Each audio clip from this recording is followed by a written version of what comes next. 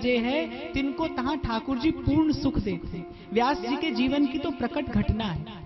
व्यास जी जब सब भक्तों का यश गा रहे थे तो व्यास जी के चित्त में सहज में कबीर जी का भी स्मरण आ गया। पर श्री व्यास जी के मन में तुरंत भाव आया कि अरे कबीर जी कोई रसिक थोड़ी है, कबीर जी तो निर्गुणिया भक्त हैं, तो हमको उनका नाम नहीं लेना। चिंतन करने भर की देर थी और व्यास जी की भावना में विक्षेप पड़ गया। व्यास जी को अपने अंतःकरण में जो लीला का दर्शन होता था वो लीला का दर्शन होना बंद हो गया और व्यास जी तो जल बिन मीन जैसे छटपटाती ऐसे छटपटाने लगे। अब व्यास जी भक्तों के भक्त हैं, उनके जैसा भक्त कौन होगा? व्यास जी की शंका का निवारण कौन करे?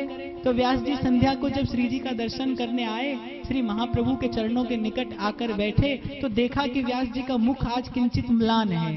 श्री महाप्रभु ने पूछा, बोले प्रभु आज जाने कैसी कोई बात हुई है कि मुझे लीला का दर्शन नहीं हो पा रहा है, लीला दर्शन में विक्षेप हो गया, मन आकुल है, व्याकुल है, बहुत चिंतन किया लेकिन कारण दिखाई नहीं पड़ता है, समझ नहीं आता है। महाप्रभु मुस्कुरा दिए, बोले व्यास जी आप जैसे किसी भक्तराज को भी, आप जैसे किसी भावना सिद्ध रसिक को भी अगर लीला दर्शन में विक्षेप हो सकता है तो इसका केवल एक ही कारण है कि आपसे जाने अनजाने किसी भक्त का अपराध हो गया है। क्योंकि हरिदासन सो गर्व न करिए, इन अपराध परम पद होते उतर नरक में परिए।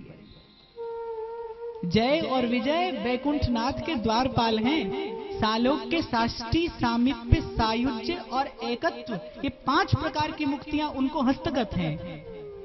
भगवान बैकुंठनाथ के नित्य पार्षद हैं। सनकादिक ऋषि का श्राप मिला, सनकादिक ऋषि की अवज्ञा हुई, 3 बार आसुरी योनि में आना पड़ा।